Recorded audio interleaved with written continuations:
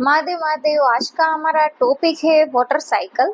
लेकिन आज हम बायोजियोकेमिकल साइकिल, मतलब ये बायोजियोकेमिकल साइकिल का फर्स्ट टॉपिक है। हम आज बात करने वाले हैं वाटर साइकिल।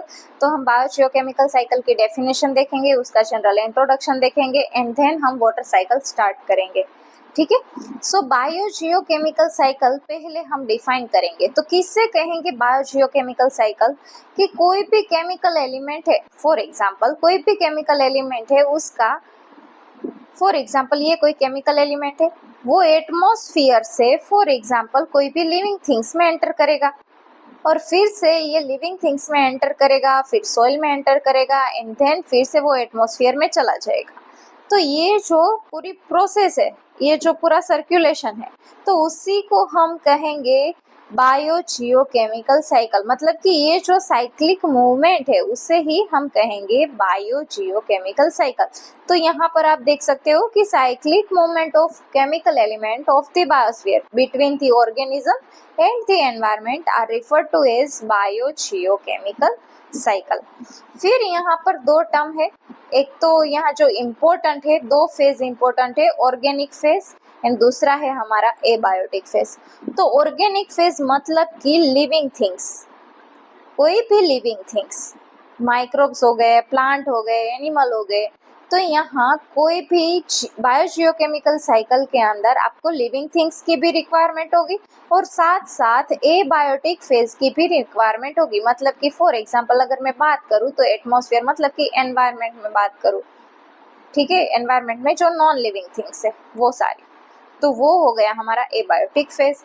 तो अगर मैं आपको एग्जाम्पल से समझाऊँ तो फॉर एग्जाम्पल मैं कार्बन की बात करूँ तो कार्बन हम सबको पता है एटमॉस्फेयर में प्रेजेंट है CO2 के फॉर्म में। अब फोटोसिंथेसिस थ्रू ये कार्बन कौन फिक्स करेगा? प्लांट। और क्या बनाएगा? हम सबको पता है ऑर्गेनिक मटेरियल बनाएगा। तो यहाँ पर ये साइकिल में लिविंग पार्ट भी है। अब ये प्लांट फॉर एग्जांपल उसकी डेथ हो गई, वो डिके हो गया और अब ये प्लांट में जो ऑर्गेनिक मॉलिक्यूल है वो फॉर एग्जांपल अब सोइल में चले गए। ठीक है, यहाँ पे कोई माइक्रोब से वो उसका रोल आएगा और ये सोइल में एंटर करेगा और सोइल में से फिर से वो एटमॉस्फेयर में चला जाएगा। ठीक है, तो यहाँ आप देख सकते हो कि नॉन लिविंग थिंग्स भी प्रेजेंट है एंड लिविंग थिंग्स भी प्रेजेंट है, दोनों का ही रोल इम्पोर्टेंट है। ठीक है, फिर यहाँ मैं बात करूँ कि यहाँ दो फेज है, एटमॉस्फेरिक फेज मतलब कि atmosphere reservoir cycle and sediment reservoir cycle. अब एटमॉस्फेयर रिजर्वोयर साइकिल में कौन कौन से आएंगे? फॉर एग्जांपल अगर मैं बात करूँ कार्बन साइकिल की, नाइट्रोजन साइकिल की, तो ये जो सारे हैं वो है हमारे atmosphere reservoir cycle. Sediment reservoir cycle में कौन कौन से आएंगे? फॉर एग्जांपल जो सेडिमेंट में प्रेजेंट है, फॉर एग्जांपल मैं बात करूँ फॉस्फोरस, सल्फर, तो ये क्या है? Sediment reservoir cycle. ठीक है, अब हम बात करेंगे वाटर साइकिल के बारे में। तो आप पहले ये साइकिल देखो, ये साइकिल है वाटर साइकिल। तो यहाँ पर आप देख सकते हो कि ये क्या है? ओशन है, सी है, रिवर है, या तो फिर आप कह सकते हो लेक है। तो अब क्या होगा, यहाँ पर आपको दो एनर्जी की रिक्वायरमेंट होगी। एक तो है सोलर एनर्जी, ठीक है, और दूसरा है हमारा ग्रेविटेशनल फोर्स। ये दो बहुत ही इंपॉर्टेंट रोल प्ले करता है कहाँ पर? वाटर साइकिल के अंदर।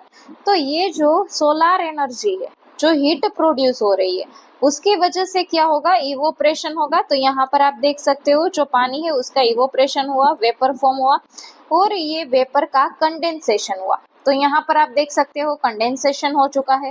अब क्या होगा? कंडेंसेशन हुआ है, अब एटमॉस्फेयर की भी एक लिमिट होगी कि वो उतना ही, फॉर एग्जांपल अगर मैं बात करूँ, देखो मैं आपको एक एग्जांपल भी दूँ कि फॉर एग्जांपल ये 2.25 सेंटीमीटर डेप्थ तक वो जो भी ये कोई लेक है, रिवर है फॉर एग्जांपल, अब इवोपरेट हो रहा है।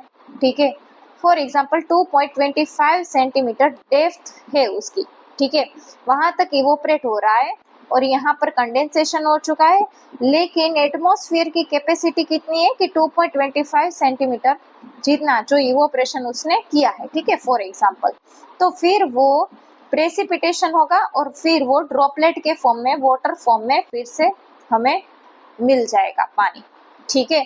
फिर से इवोपरेशन होगा और फिर से प्रेसिपिटेशन की मतलब प्रेसिपिटेशन होगा और हमें जो वाटर है वो फिर से मिल जाएगा। तो मतलब ये पूरी सर्कुलेशन होती रहेगी। तो यहाँ पर देखो फॉर एग्जाम्पल कंडेंसेशन हुआ, अब कंडेंसेशन हुआ है, अब एटमॉस्फेयर है वो क्या करेगा, जो एटमॉस्फेयर है उसकी भी कैपेसिटी होगी कि अब वो प्रेसिपिटेशन के फॉर्म में आपको फिर से वाटर आपको मिल जाएगा और ये वाटर या तो फिर रन ऑफ हो जाएगा, ठीक है, और वो रन ऑफ होगा तो मतलब कि सेडिमेंट है, न्यूट्रिएंट है, वो भी रन ऑफ हो गए और फिर वो सी में, रिवर में, लेक में चले जाएंगे।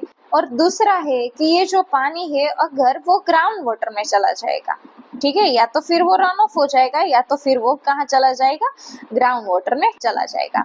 तो यही है वाटर साइकिल। वाटर साइकिल में पहले तो क्या होगा, पहले तो होगा कोई भी ओशन है, रिवर है, लेक है, तो वहां से आप सोलर एनर्जी थ्रू क्या होगा, इवोपरेशन होगा, कंडेंसेशन होगा, कंडेंसेशन होगा तो फिर अब क्या होगा, ग्रेविटेशनल फोर्स यहाँ पर रोल प्ले करेगा कि एटमॉस्फेयर की कैपेसिटी है उससे ज्यादा अगर इवोपरेशन कंडेंसेशन हुआ है तो फिर अब वो क्या होगा, ड्रॉपलेट के फॉर्म में आपको फिर से जो वाटर है वो हमें मिल जाएगा। वो क्या करेगा, या तो रन ऑफ हो जाएगा या तो फिर ग्राउंड वाटर में स्टोर हो जाएगा, ठीक है। और दूसरा है ट्रांसपिरेशन प्रोसेस कि प्लांट थ्रू, फॉर एग्जांपल ये कोई प्लांट है तो प्लांट के लीव्स में ट्रांसपिरेशन होगा तो वो भी क्या करेगा, वेपर जनरेट करेगा और कंडेंसेशन में रोल प्ले करेगा और फिर से प्रेसिपिटेशन रिएक्शन होगी, फिर से वो साइकिल स्टार्ट होगी। तो यही है वाटर साइकिल। देखो आप यहाँ पर वाटर साइकिल है, living organism, atmosphere and earth maintain between them a circulation of water and moisture which is referred to as water cycle। water cycle हम किसे कहेंगे कि कोई living organism है, atmosphere है and earth वो मेंटेन करेंगे उसके सर्कुलेशन ऑफ वाटर, उसी को हम कहेंगे वाटर साइकिल, ठीक है। ये बहुत ही मतलब सिग्निफिकेंट फैक्टर है। And without the cycling of water, biogeochemical cycle could not exist। हम सबको पता है कि वाटर है वो बहुत ही इंपॉर्टेंट रोल प्ले करता है, ठीक है, for our living tissue, thermal regulation, plant and animal, ठीक है। फिर आप यहाँ पर देखो कि यहाँ 3 फेज है वाटर साइकिल के, evapotranspiration, surface run of and ground water. जो हमने देखा था वही आपको एक्सप्लेन करना है। तो इवेपोट्रांसपिरेशन में क्या होगा, इवोपरेशन होगा एंड ट्रांसपिरेशन होगा। इवोपरेशन आप सबको पता चल गया है कि इवोपरेशन हम किसे कहेंगे, इवोपरेशन हम कहेंगे कि फॉर एग्जांपल कोई ओशन है वहां से हीट जनरेट हुई सोलर एनर्जी की मदद से, अब ये वेपर फॉर्म हुआ और फिर कंडेंसेशन हुआ, तो इसे हम कहेंगे इवोपरेशन प्रोसेस। ट्रांसपिरेशन हम किसे कहेंगे, फॉर एग्जांपल कोई प्लांट है और प्लांट में से वेपर जनरेट हो रहा है, ठीक है, तो वो उसी प्रोसेस को हम कहेंगे, मतलब कि जो वाटर मॉलिक्यूल है वो इवोपरेट हो रहा है तो उसे हम कहेंगे ट्रांसपिरेशन प्रोसेस, ठीक है। तो फर्स्ट क्या होगा, इवोपरेशन एंड ट्रांसपिरेशन।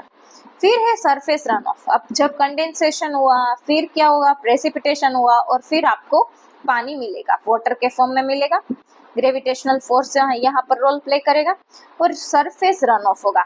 मतलब कि यहाँ क्या होगा कि जो सोइल है, जो न्यूट्रिएंट है वो क्या हो जाएंगे, कैरी करेंगे, जो वाटर के साथ साथ सोइल है, न्यूट्रिएंट है, जो सेडिमेंट है वो भी साथ साथ रन ऑफ हो गए। फिर है ग्राउंड वाटर, जो दूसरा बचा हुआ है पानी वो कहाँ पर स्टोर होगा, ग्राउंड वाटर में।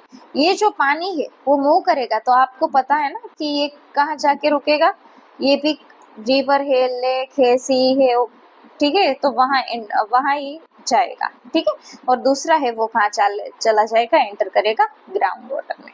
तो ये थी हमारी पूरी वाटर साइकिल और हमारा जनरल इंट्रोडक्शन।